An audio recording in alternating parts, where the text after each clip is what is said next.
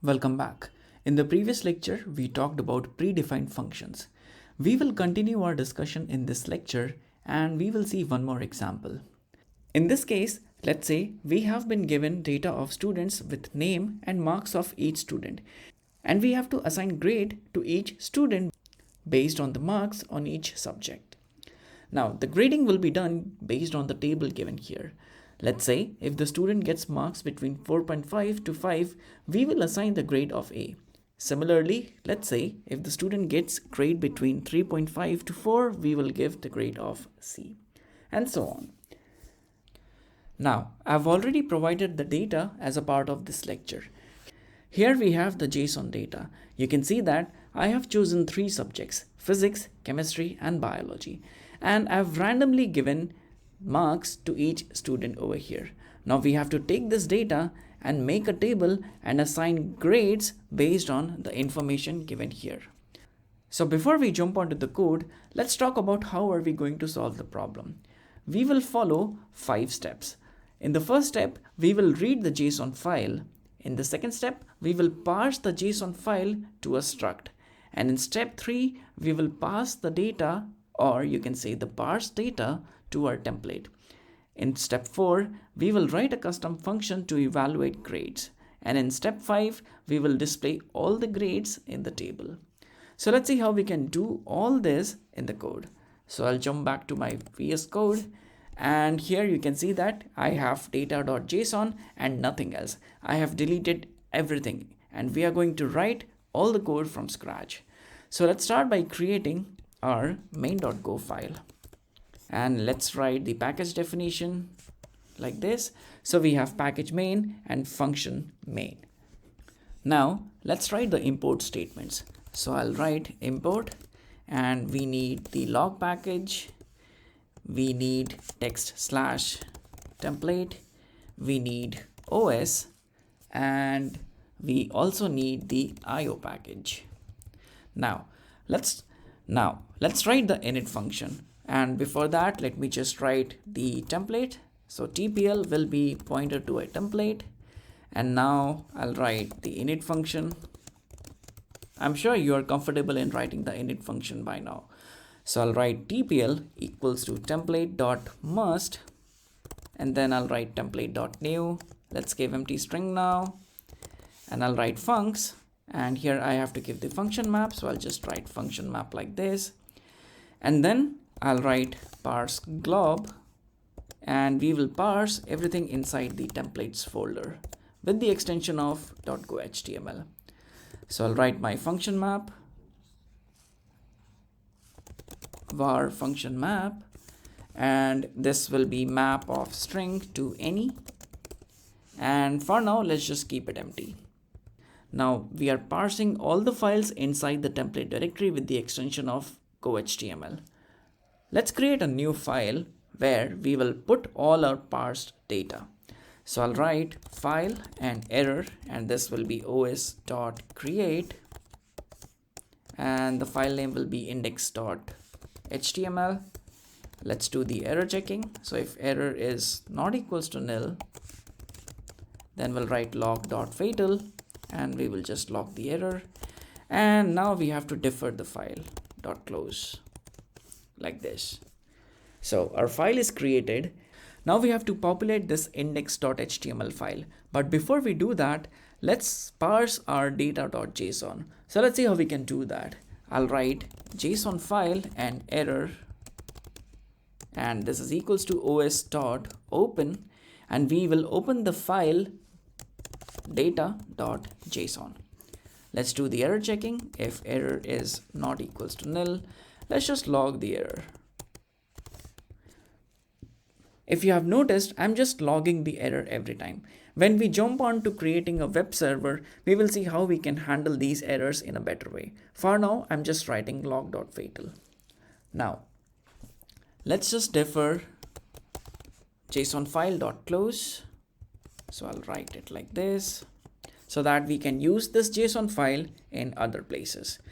Now let's see the structure of our JSON file. So I'll go back to data.json, and if you see that this is basically an array of objects. So we have to create a struct of this student marks object, and then we will eventually create a slice out of it. So let's see how we can do that. I'll convert this JSON file, which is the type of os.file, into a byte array. So let's see how we can do that. I'll write byte value and error, and this is equals to io.readAll. We have to read the content of this JSON file. So I'll write JSON file here. Now we have everything inside this byte value. Let's do the error checking. If error is not equals to null, then I'll write log.fatal error. Now we have to parse this byte value into a slice. But before we do that, let's just create our slice. So I'll write var students, and this will be a slice of student. Now student has to be a struct. So on top of main file, so on top of the main function, I'm going to create type student, and this is a struct, and this will have name. It will be of type string, and JSON value will be name, like this.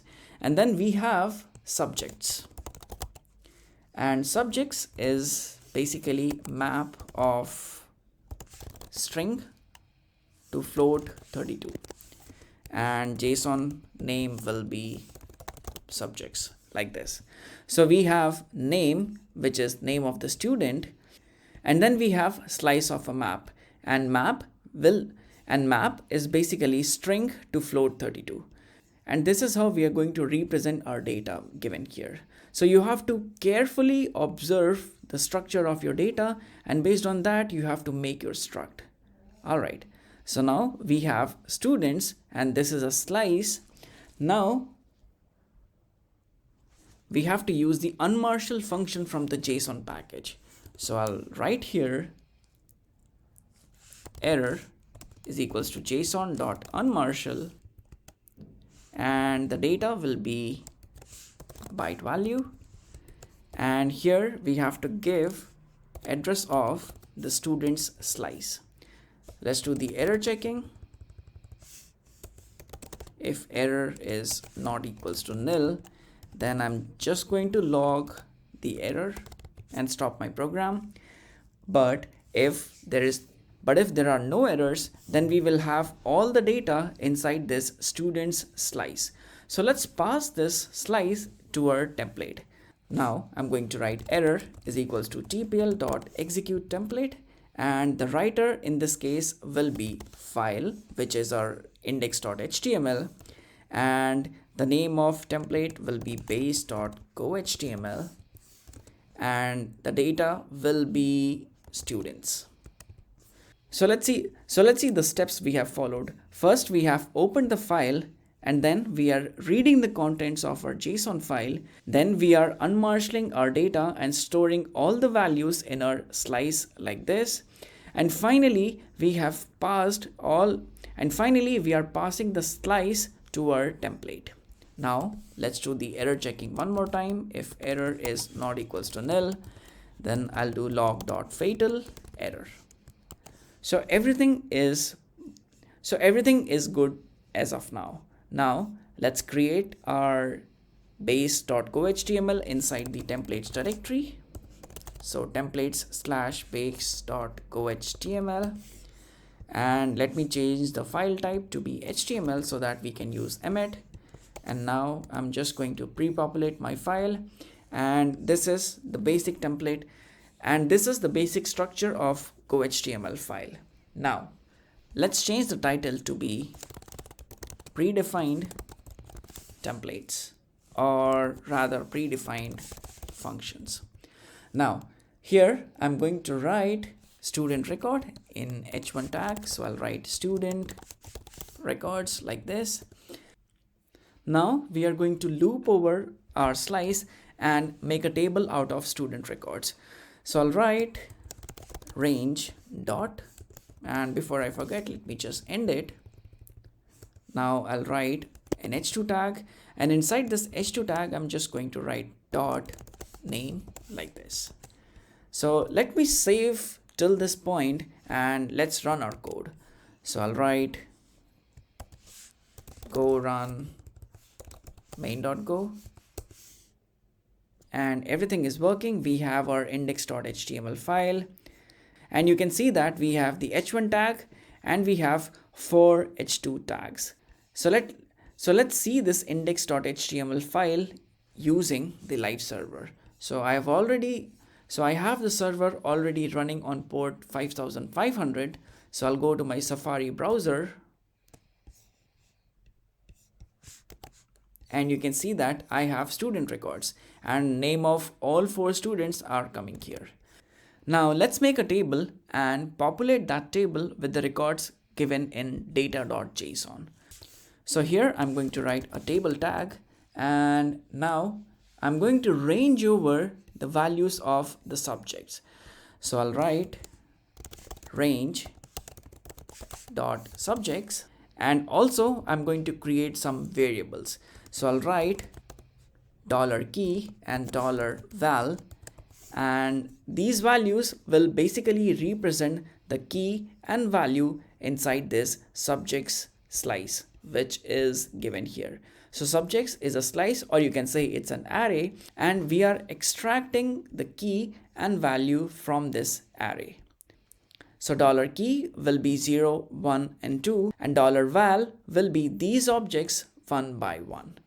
Now we have to extract the values of this subject and corresponding marks from this $val. Let's see how we can do that. Before I forget, let me just end this range. And now I'm going to write one more range. So I'll write range $key1 and $val1 from val, like this, and let's end this one as well. And inside this second range, I'm going to create a new variable called grade. So I'll write $grade, and this will be equals to $val. Now let's create a new row like this, and inside this new row I'm going to create a new th tag like this, and here I'm going to write $key1. So $key1 will be the name of my subject like this, and now I have to display the marks. So I'm going to use a td tag like this, and I'm going to write $grade. So let's save everything. We have a table tag, 2 ranges, and then here we are creating a new variable, and then we are making a new row. Inside this row we have a th tag which will correspond to our subject, and then we have grade which corresponds to our marks. Now let's save everything. Let's go back to our terminal, and I'll write go run main.go. Everything works. Let's head over to Safari, and here you can see that we have the subjects which is coming correctly, but value is not coming correctly. I must have missed something. So let's go back to code, and we have key1 and we have grade. Grade is equals to, there you go. It has to be $val1. So let's save again. Let's go back to terminal, and I'll run go run main.go. Everything works. And now we have subject and corresponding marks. But now instead of these marks, we have to display the grade, and grade will be displayed based on this table. So let's head over to our code, and inside main.go, I'm going to create a new function called as calculate grade. And this function is going to take mark, which will be of type float32, and this will return the grade. But before we do that, we have to create an enum. So here on top, I'm going to write type mark index, and this will be of type int. Then I'll write const a of type mark index, and its value will be iota. then we have B, then we have C, D, E, and F. So these are the grades. Now, calculate grade is going to return value of type mark index. Now, here I'll write if mark is greater than 4.5 and mark is less than equals to 5, then we are going to return A. So let's continue writing it. Else, if mark is greater than equals to 4 and mark is less than 4.5, then we are going to return B. Else, if mark is greater than equals to 3.5 and mark is less than 3, then we will return C.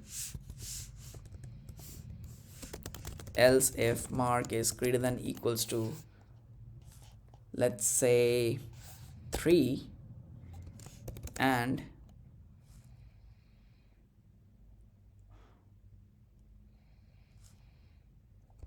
mark is less than 3.5, then we are going to return D.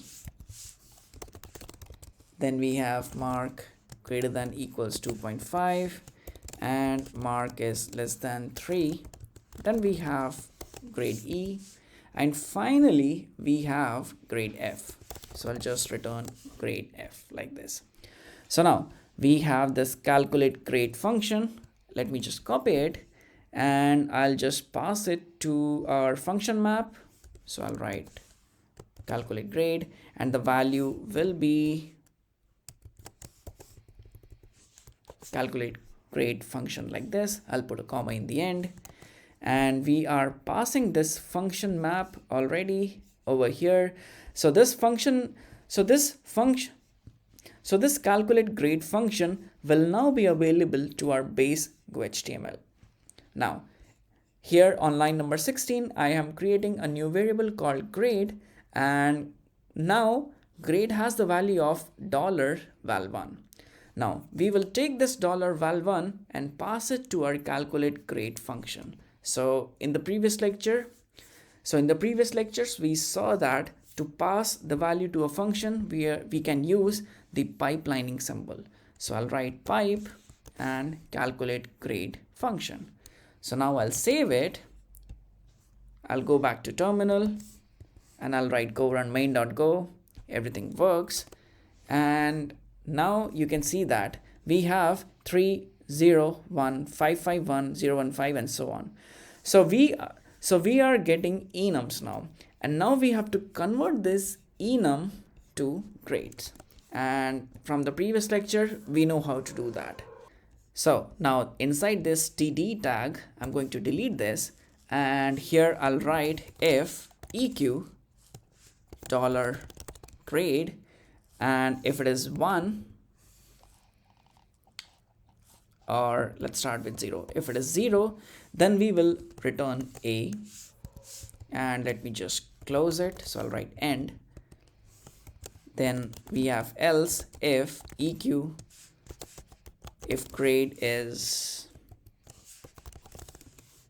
1, then we will have B. And I'll just copy this a couple of times. If grade is 2, then we will have C grade.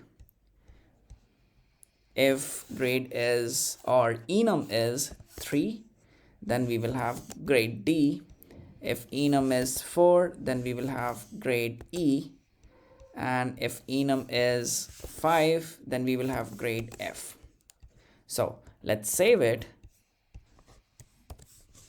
Let's run go run main.go. And now you can see that we have subject and corresponding grades. So I know this was a bit hard for you, but it was a good exercise. We started by reading the JSON file from our directory.